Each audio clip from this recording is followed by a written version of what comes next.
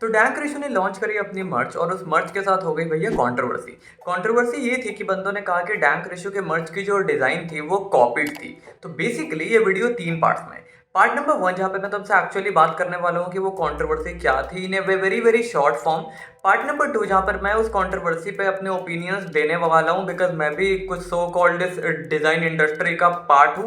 And part number 3 जहाँ पर मैंने डैंक ऋषि को एक्चुअली में कुछ पॉइंट्स के ऊपर क्रिटिसाइज किया है जो मुझे काफी टाइम से करना था और इस वीडियो के थ्रू मुझे एक अपॉर्चुनिटी मिल गई। तो देखो ऑब्वियसली अगर तुम्हें कंट्रोवर्सी के बारे में पता है तो you can skip the first part, you can सीधा स्टार्ट विद पार्ट 2। बट वीडियो में आगे बढ़ने से पहले मेरा एक डिस्क्लेमर है और वो ये है कि भैया देखो ये वीडियो अगर तुम डैंक ऋषि के फैन के रूप में या डैंक ऋषि के हेटर के रूप में देख रहे हो तो इस वीडियो को यहीं के यहीं बंद कर दो। सबसे बेस्ट वही होगा बिकॉज ये वीडियो तुम्हारे लिए एक टाइम वेस्ट होने वाली है बिकॉज ये वीडियो अनबायस्ड है। मेरा डैंक ऋषि से कुछ भी लेना देना कुछ भी नहीं है। प्लस मैंने डैंक ऋषि को इस वीडियो के पहले हाफ में सपोर्ट करा है तो मैंने डैंक ऋषि को इस वीडियो के सेकंड हाफ में बहुत ज्यादा क्रिटिसाइज भी किया है। तो समझो कि दिस इज अ वीडियो जो तुम्हें बिना प्रेजुडिस के देखनी है। तो if you can watch this without having any prejudice in your mind तो देखो, वरना अभी के अभी बंद कर दो। तो स्टार्ट करते हैं फर्स्ट पार्ट के साथ। तो देखो बेसिकली कंट्रोवर्सी ये हुई ना कि लोगों ने एलिगेशंस लगाए कि जो ऋषु की ये वाली टी शर्ट का डिजाइन है वो इससे कॉपीड है। प्लस लोगों ने ये भी एलिगेशंस लगाए कि जब उन्होंने इसके ऊपर ऋषु को रेडिट पर जाके पोस्ट किया उसके अगेंस्ट तो ऋषु उनके पोस्ट को उनके कमेंट्स को हटा रहा था। तो बेसिकली ऋषु उनको फ्रीडम नहीं दे रहा था कि तुम उनको क्रिटिसाइज करो। अब इसके ऊपर जो ऋषु का एडिटर है उसने भी आके काफी रिस्पॉन्स किया। उसने कहा कि देखो ये जो डिजाइन है वो कॉपीड नहीं है, इंस्पायर्ड है, हमने इसके ऊपर कुछ चीजें ऐड करी है। प्लस वो जो पर्टिकुलर डिजाइन है वो कॉपीराइट फ्री है तो हम उसका इस्तेमाल कर सकते हैं। बाकी इस साइड से भी रिप्लाईज आ गए, इस साइड से भी एक काउंटर आ गए, इक्वल इक्वल हो गया। तो मैं अगर कुछ ज्यादा डिटेल में जानना है तो उनके रेडिट पर जाके देख सकते हो। नाउ लेट्स टॉक अबाउट कि मेरे क्या ओपिनियन है इस कंट्रोवर्सी पे। और देखो भाई अगेन इसको बहुत अच्छे से समझना। देखो हमारी ना क्या आदत होती है कि हम मान लो कोई पोस्टर बना रहे हैं या फिर हम कोई भी चीज इंटरनेट पर बना रहे हैं, हम गूगल पे जाते हैं, किसी भी चीज की पिक्चर उठाते हैं, कॉपी किया, पेस्ट किया, जो कि लीगली रॉन्ग है। देखो हर चीज के ना जो इंटरनेट पर होता है हर चीज की एक ओनरशिप होती है। मान लो कि मैं अपने टी शर्ट पे ये वन प्लस का लोगो उठा के छाप दूं, उसे बेच दूं, वो इलीगल है बिकॉज उस पर्टिकुलर लोगो पर वन प्लस का कॉपीराइट है। तो जो चीज कॉपीराइटेड है मैं उसका इस्तेमाल नहीं कर सकता, मैं उससे कोई भी बेनिफिट नहीं उठा सकता। बट ये वाली जो डिजाइन है भैया देखो ये चीज कॉपीराइट फ्री है, ठीक है। ये चीज कॉपीराइट फ्री है, इसका मतलब इसका जो ओनर है उसने कहा है कि ये जो डिजाइन है इससे मेरी कोई अटैचमेंट नहीं है, you are free to use it. तो बंदे ने क्या करा, उसको उठाया, उसके ऊपर कुछ इटरेशंस किए, उसके ऊपर पिग्स ऐड किए और फिर हो गया। अब लोग कह रहे थे कि भैया देखो ये इसमें क्या क्रिएटिविटी है ये वो। देखो इस बात को समझो, अगर तुम्हें ऐसा लगता है ना कि उस पर्टिकुलर वेव में 3-4 पिग्स को ऐड करना क्रिएटिविटी नहीं है तो एक काम करो, तुम बैठो और एक डिजाइन बना के देखो। अगर कोई चीज तुम्हें सिंपल और अच्छी दिख रही है ना तो उसको सिंपल के साथ अच्छा रखने के लिए बहुत ही कॉम्प्लेक्स थॉट प्रोसेस जाता है। It is so tough to make something very very simple yet very elegant. तो तुम्हें ऐसा लगता है कि यार पिक्स ही तो ऐड कर रहे हैं इसमें क्या है, लेकिन नहीं, that takes a lot of thought process. हर एक चीज जो तुम डिजाइन इंडस्ट्री में देखते हो, कुछ भी चीज तुम्हें लगता होगा ये तो कॉमन सेंस है, ये है वो है, but everything takes a lot of thought process. तो तुम्हारा ये समझना इंपॉर्टेंट है। प्लस बात रही कॉपी की, तो bro it's not copied, it's inspired. और सिंपल सी बात है, हर एक बंदा का कहीं ना कहीं से इंस्पिरेशन लेता ही लेता है। कोई भी बड़े से बड़ा डिजाइनर हो, तुम्हें बस पता नहीं है कि उसकी इंस्पिरेशन कौन है, एज सिंपल एज दैट। तुम्हें पता नहीं होता कि कहाँ से इंस्पिरेशन लिया। इवन अगर तुम कोई चीज खुद से क्रिएट करते हो तो तुम सबकॉन्शियसली कहीं ना कहीं से इन्फ्लुएंस्ड होते ही होते हो। तो unless and until a thing is not totally copied, it's not wrong. Inspiration लेना कुछ भी रॉन्ग नहीं है। और यहाँ पर तो इंस्पिरेशन बिल्कुल एक कॉपीराइट फ्री चीज से ले ली गई है। So now let's talk about the point जहाँ पर मुझे डैंक रेशियो को एक्चुअली में कुछ पॉइंट्स पर क्रिटिसाइज करना है। और भैया अगेन, अगर तुम डैंक रेशियो के बहुत बड़े वो वाले फैन हो तो प्लीज अपने मन से प्री जुडिस और वो फैन वाली मेंटालिटी हटा के देखना, वरना वीडियो बंद कर दो। Point number 1, the price of the मर्च।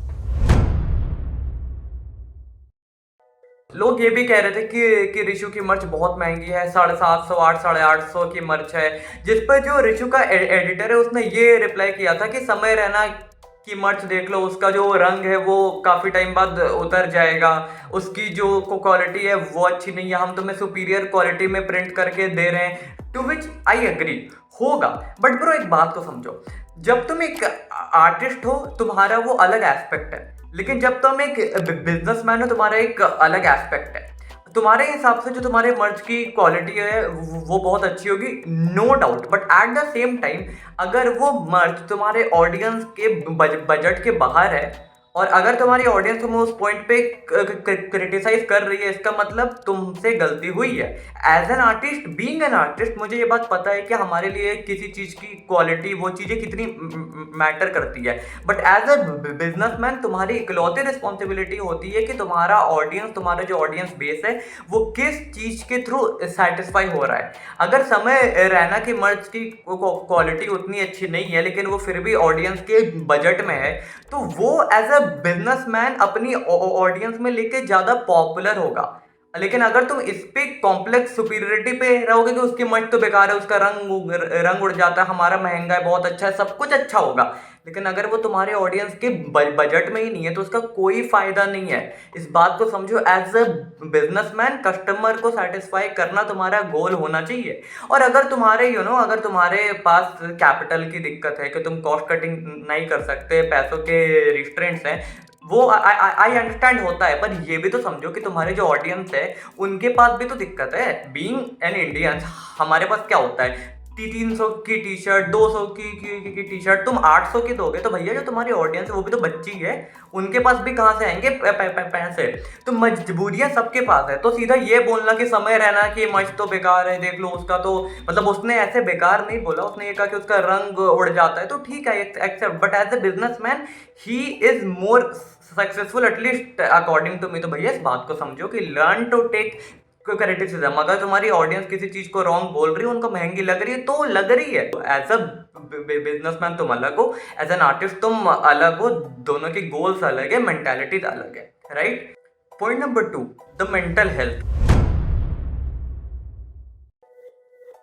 अब देखो, मैं इसको सबसे पहले ही बता दूं कि मैं मेंटल हेल्थ का आई गेस बहुत बड़ा एडवोकेट हूँ, और खासकर जो इंटरनेट पे होती है, मैं सबके मेंटल हेल्थ की बहुत इक्वली रिस्पेक्ट करता हूँ, और मैं नहीं चाहता कि किसी की भी मेंटल हेल्थ का बिल्कुल भी मजाक बने। बट अगर भैया तुम्हें पास्ट में नियॉन मैन, गरीब के ऊपर and and and and and spam करवाया था तो ब्रो उनको भी अफेक्ट हुआ होगा। और अगर तुम उस टाइम मजे ले रहे थे ना, तो इस बात को समझो कि ये जो न्यू ऑडियंस आई है ना इंटरनेट पर, ये डबल एज स्वॉर्ड है। ये अगर सामने वाले को जाके मार रही है ना, तो ये कल को घूम के तुमको भी मारेगी। और तुम ये नहीं बोल सकते कि नहीं नहीं देखो हम मेरे साथ मत करो, मेरे को बीटी हो रही है, ये वो। ब्रो ये होगा, इट्स द नेचर। लेकिन आप बोलोगे नहीं, नियॉन मैन ने तो रॉन्ग किया था ना, गरीब ने तो रॉन्ग किया था ना। भाई उन्होंने कोई लॉ ब्रेक नहीं किया था, वो बस वो कर रहे थे जो तुम्हारे ओपिनियन में रॉन्ग था। मैं गरीब को सपोर्ट नहीं कर रहा, लेकिन मैं यहाँ पर मेंटल हेल्थ की बात कर रहा हूँ और बेसिक लॉजिक की बात कर रहा हूँ, ठीक है। उन्होंने कोई लॉ ब्रेक नहीं किया था कि जो उनकी मेंटल हेल्थ भाड़ में जाइए तो साला रेपिस्ट है, ये वो है। वो बस यूट्यूबर्स थे जो तुम्हारे ओपिनियन में रॉन्ग कर रहे थे, तुमने ऊपर एक रोस्ट वीडियो बनाई, हो गया, दैट्स इट। इस बात को समझो। तो अगर तुम उस पे एंड स्पैम करवा रहे हो तो प्लीज डोंट एक्सपेक्ट कि नहीं नहीं नहीं देखो मेरे को मत करो, ये तो होगा ही ना भाई। और जो रॉन्ग है वो उनके साथ भी हुआ था और तुम्हारे साथ भी हो रहा है, और अगर उनके साथ सही था तो तुम्हारे साथ भी जो हो रहा है सही है। As simple as that. Mental health सबकी होती है, इस बात को सिंपली समझो। Point number 3, the audience.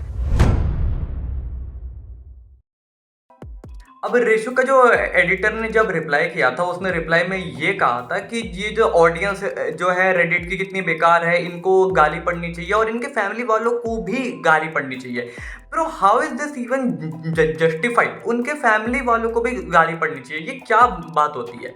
शायद ये वही ऑडियंस थी ना जो 2 महीने पहले एलविश यादव के टाइम में आई थी, और ये ऑडियंस बहुत ज़्यादा प्यारी हो गई थी कि देखो कितना सपोर्ट करती है, कितनी अच्छी ऑडियंस है। मतलब कि जब ऑडियंस तुम्हारे बिहाफ पर बाकियों को गाली दे, ये करे वो करे, वो बहुत अच्छा है। लेकिन जब तुम्हारी ऑडियंस तुम्हारे अगेंस्ट आ जाए, कुछ तुम्हें क्रिटिसाइज करे, तो वो ऑडियंस बेकार है। और तुम ये बोल रहे हो कि उनकी फैमिली वालों को भी गाली पड़नी चाहिए। How can this even be justified? Bro you guys really need to learn to take how important criticism is. इसको समझो कि ये चीज कितनी इंपॉर्टेंट होती है। और एट द एंड मैं बस इतना ही बोलूंगा कि ब्रो देखो, you are just another normal human being. तुम कंटेंट बना के किसी पे भी कोई एहसान नहीं कर रहे हो। तुम एक यूट्यूबर हो, एक कंटेंट क्रिएटर हो, एक एंटरटेनर हो, कॉमेडियन हो, सब कुछ हो। तो तुम्हारा सबसे प्यार है, लेकिन तुम ऑडियंस से, तुम इस पूरे सिस्टम से बड़े नहीं हो। जब भी कोई इंडिविजुअल, कोई यूट्यूबर अपने आप को पूरी ऑडियंस से बड़ा समझता है, सुपीरियर समझता है, उसके साथ ऐसा ही होता है। तुम सिस्टम का पार्ट हो।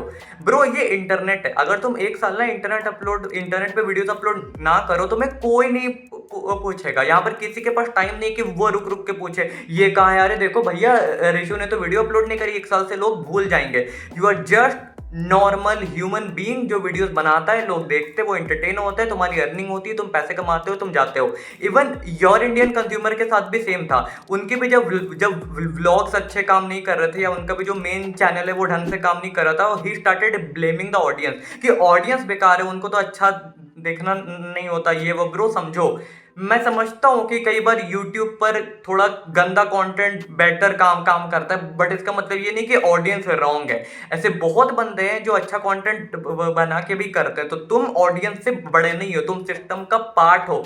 You are no exclusive person, you are just normal human being. और ये जो तुम्हारे अंदर गॉड कॉम्प्लेक्स है, and I am damn sure and I can bet anything on it कि आई गेस जो वीडियो रणवीर पे बनती है गॉड कॉम्प्लेक्स वाली, उससे ज्यादा ऋषु को गॉड कॉम्प्लेक्स है, जो कि रॉन्ग है। भाई देखो, I am a great admirer of your work. तुम जो काम कर रहे हो, तुम्हारा जो कंटेंट है बहुत अच्छा है, बहुत प्यारा है, बहुत टैलेंट है, बहुत अच्छा ह्यूमर है, सब कुछ है।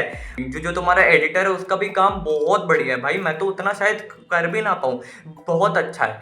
But please learn to take criticism. यहाँ पर कोई इंसान स्पेशल नहीं होता है, सब इंसान होते हैं और सब एक सिस्टम का पार्ट है, जिसमें तुम्हें रह के चलना पड़ेगा, वरना ये चीजें होती रहेगी। So learn to take criticism, ये बहुत इंपॉर्टेंट होती है। तो yeah guys, that was a video on why dank Rishu needs to learn to take criticism. अगर वीडियो अच्छी लगी तो लाइक करो, शेयर करो, मेरे चैनल को सब्सक्राइब कर देना, मेरे बाकी की वीडियोस को देख लेना, post analytical and spiritual videos.